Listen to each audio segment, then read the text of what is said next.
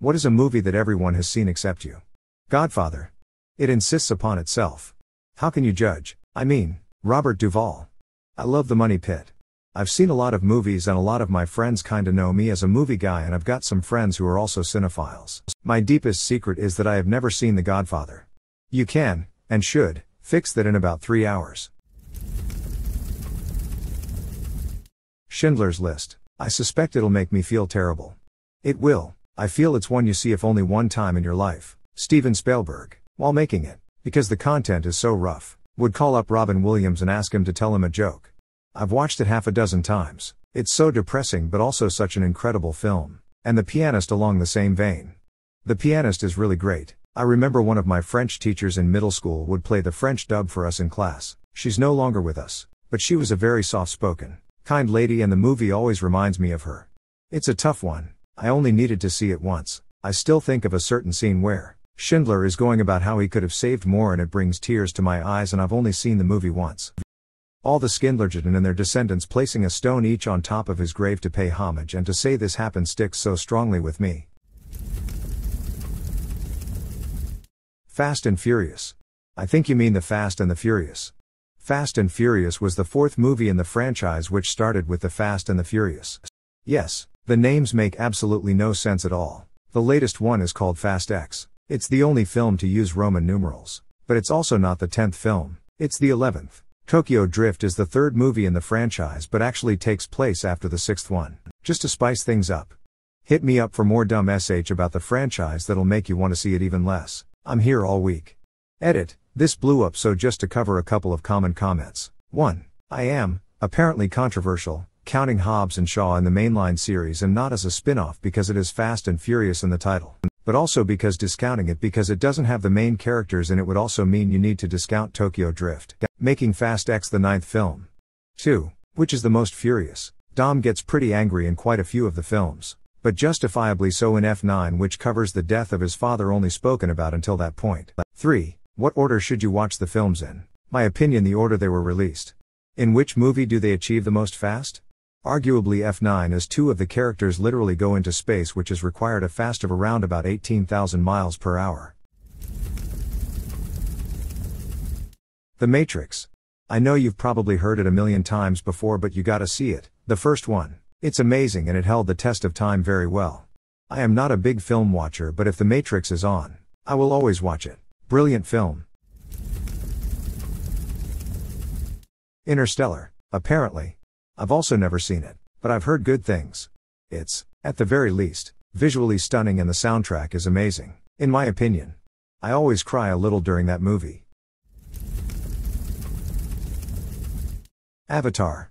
I've also never seen it and have no interest. Same, I think this is one of the movies I have negative interest in, actually. Fight Club. You sure you haven't seen it, or do you just not want to talk about it? Our angry upvote. I smiled quite a genuine smile and released at least one overly pressured blast of air out of my nose when I read that comment. Why the angry upvote? Premiere timing. Scarface. Every 2000s dude's room poster lol. MTV Cribs was just a Scarface marketing campaign. One of my favorites, definitely worth a watch. The Twilight series. Books or movie? I was a teen at its peak popularity, but it just never caught my interest. I love them not because they're good but because they're so terrible it's hilarious. I read the books out of morbid curiosity. When I got to the one where he gives her a section with his teeth, I literally threw the book across the room and couldn't pick it up for a couple of days. When I did, it just kept getting worse. Lamau. He does what? The Godfather trilogy. It insists upon itself. What does that even mean? I love The Money Pit. That is my answer to that statement. This is probably a very common one as they're very long movies, which puts a lot of people off, myself included. High School Musical. You don't have to watch it. Stick to the status quo. No no no. Pulp Fiction. Just waiting for the perfect time to watch it. The perfect time is now. Watch it now before a $5 shake costs $35. I rewatched it for the 327 time about a month ago, and that was the part that stuck out to me. Like darn, I wish I could get a shake for $5. The Princess Bride. Yes, I know, inconceivable. Just had the pleasure of watching it with my roommate for his first viewing. It was a blast. Roomie's review: I was less entertained watching this movie than Arisen was watching me watch it. I couldn't break it to him. Requiem for a Dream. It's a movie to watch once then never again. I rewatched it recently and it really f's you up. I'm still f'd up and watched it one time in 2008. Citizen Kane. What drew me in is two things. 1. It's widely thought to be the greatest American film ever made. 2. I am a lifetime student of motion pictures, so I am knowledgeable about the state of movies back then. So I know why the movie is really as great as people say. But, if you only like watching movies post-2000, nothing wrong with that at all. It will seem alien in a way. Slow scenes, different acting, innovations that you won't catch, accents that don't really exist in movies anymore, etc. So, the only people who really enjoy it watch a ton of B&W movies and read about movie history. If that isn't your thing, then it's definitely a waste of your time. My first college roommate was older and taught film theory. We rented a duplex, and would have movie nights. He would run them on a projector on a 10-foot screen in the basement. There used to be a thriving black market in 16mm prints that were sold through an underground newspaper called The Big Reel. We would have a cartoon, usually the 40s era band Warner Brothers ones, a short, a B feature and a main feature. I can tell you more about silent Soviet-era film than any average person should know. Seeing CK sent me down a rabbit hole of Joseph Cotten films. Heavily dependent on what year this was. Your roommate sounds like he could be very interesting, entertaining, or absolutely unbearable. What was his mustache situation? Star Wars. When I saw 7, I couldn't help but feel like it copied its homework from the original trilogy. Interest has dwindled since. Pure fan service. 7, 8 and especially 9 are really horseshit. Inception. Saw that one in theaters. The score is what made me fall in love with the music of Hans Zimmer. Everything, Everywhere, All at Once. Don't worry, there are many versions of you from other realities that has watched it for you. Well, that's a load off my minds. English Patient. Just like in the Seinfeld episode, everyone was talking about it, and the trailer I saw for it looked boring as heck. Never saw it and never plan on it. Edit. In Seinfeld, Elaine's boss, Peterman, forces her to go see it with him. She dislikes it and gets fired because of it. See here, to me, fans of the movie became possessed with the idea that others had to see it. It was like It Follows, where people who saw it had to transfer it to someone else they wouldn't experience relief. A teacher of mine when this came out called it the audience's patience, and it's extremely accurate, lol. The Big Lebowski. Man, I just saw it for the first time a couple years ago. It's so good. One of my faves. You should definitely watch it. That's just, like, your opinion, man. 50 Shades of Grey. I tried reading the first book and it was so bad I can only imagine the movie is probably worse. It's actually one of the only times I can say that the movie was better than the book. But they were both awful. The only redeeming quality is that I didn't have to pay to re-ad watch them. But still, I'll never get that time of my life back. Dune. Which one? The classic from the 80s, not sure, or the new one. It aged horrible, but at the time I really liked it. And Captain Picard and Sting are in it. D. How could you forget the best one? Frank Herbert's Dune 3-part miniseries from 2000. In case people think it's a joke, it's still my favorite incarnation of Dune. Reservoir Dogs. I only recently watched it and I loved it.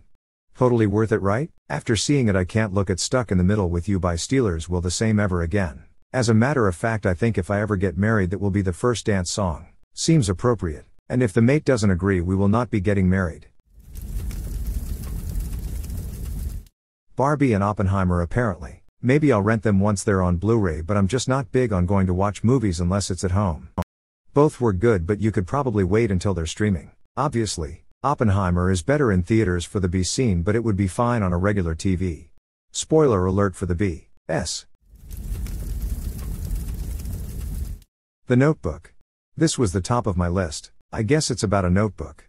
Actually, a notebook is literally never mentioned in the movie. He seems to read from a diary of some sort, but it's definitely a diary and not a notebook. Well, that's even worse. Game of Thrones. Not a movie though. I've never seen a single Fast and the Furious movie. Don't intend to either. But family. Recently, probably the second Avatar. I've also never seen Avatar. Obviously the visuals are stunning, but I don't know if anyone has ever given me a synopsis of the movie that sounds interesting. Pocahontas in space. Forrest Gump. You gotta watch this one. I also didn't watch until years after it came out, but I promise you, it will exceed any expectations you may have. Harry Potter. I watched it after years of listening to everyone else talking about it over and over. Well, it wasn't bad. Many people would guess that your name is some sort of Harry Potter reference. It is. Dementor was the first word I thought of. Typing a username. Maybe because my fave HP movie is The Prisoner of Azkaban. The Room. I feel I have seen enough of it in clips on YouTube, and I feel my movie watching time is precious that I'm not going to waste it watching a movie I understand to be so bad it's good. That's one of the movies I'm convinced that far more people talk about than have actually seen all the way through. I think the film about the making of that film got more actual watchers. Jurassic Park. That's a movie that still stands up well after all this time. Even the special effects. For me, the less CGI a movie uses and the more they do animatronics and old school movie magic, the better. I feel like those films hold up so much better because CGI outdated just looks silly. Agree, but the CGI in Jurassic Park is such good quality that the vast majority of it doesn't look silly and comes off pretty well. The newest Top Gun. Mine is the original Top Gun. What makes it even worse is I was in the Air Force, so when people find out I've never seen it, I get how have you never seen it we re in the Air Force. They're usually not satisfied when I remind them it's a Navy movie. That sounds like a hilarious comeback.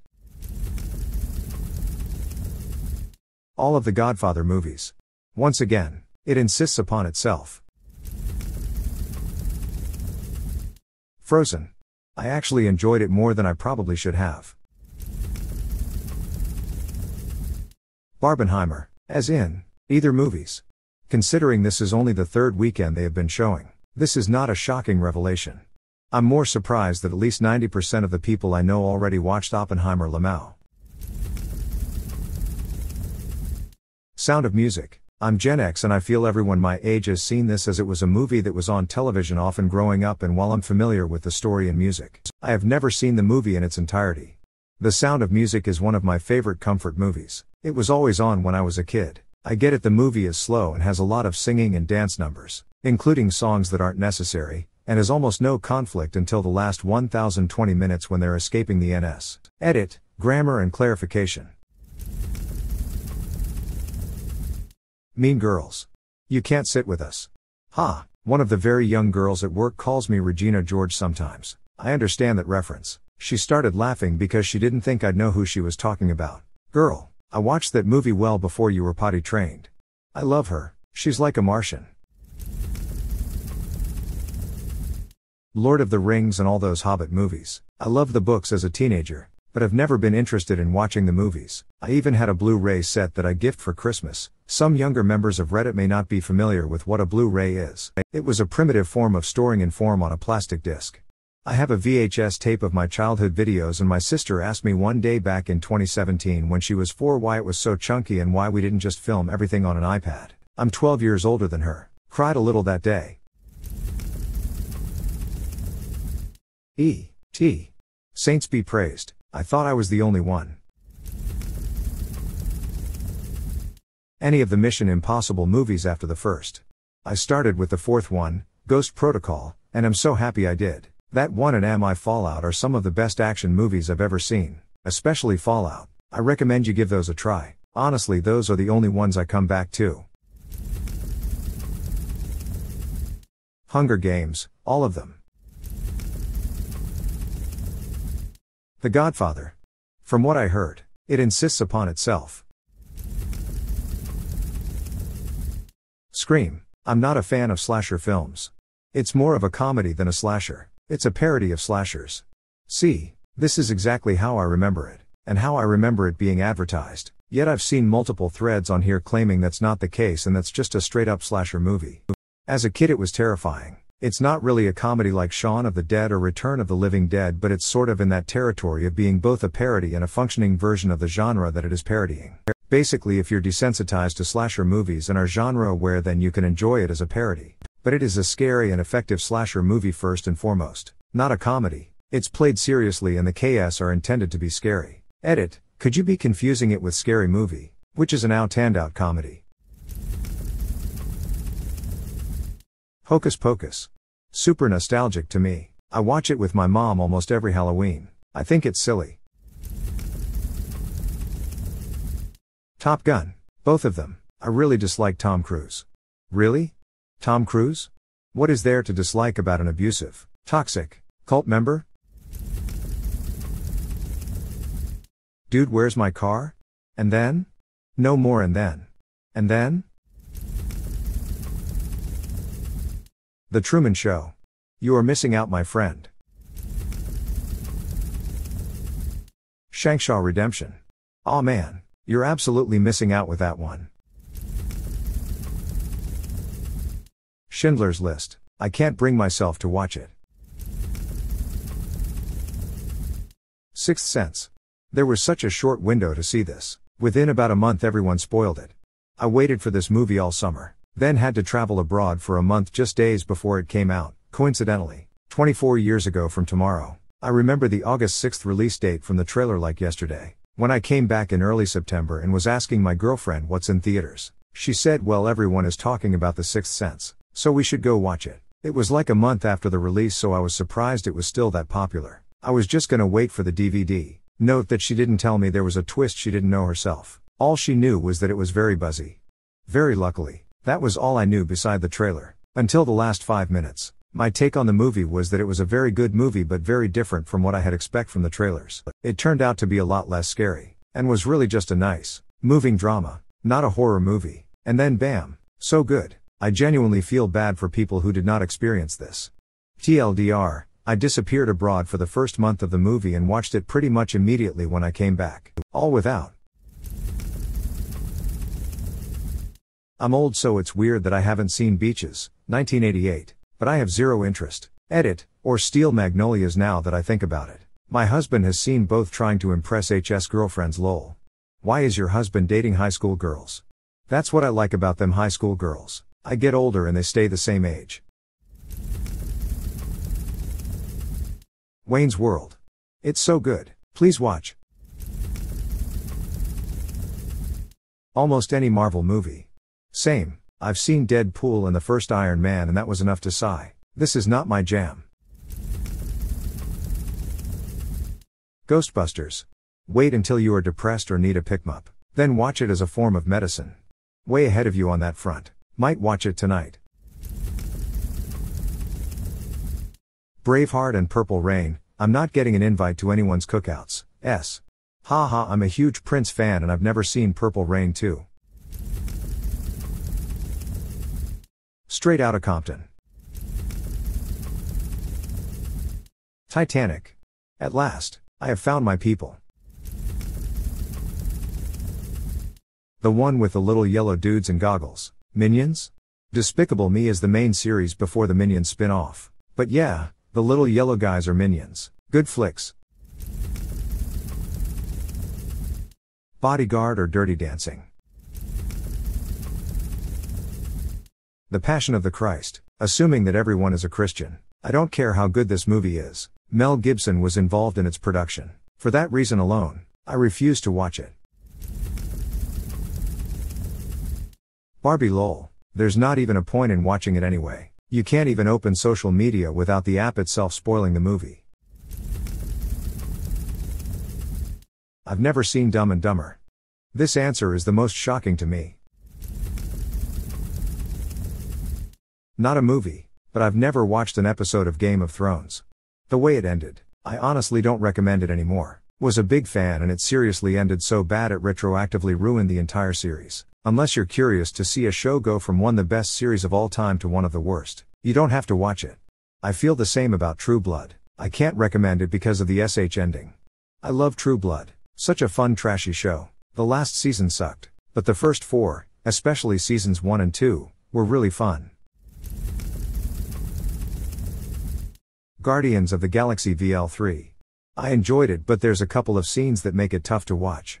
I expected the scenes in question to be much worse based on what people were saying. And I mean, obviously it was a sad part. But I wouldn't go so far as to say it makes it hard to watch. I would classify a hard to watch scene as like Saving Private Ryan Normandy scene.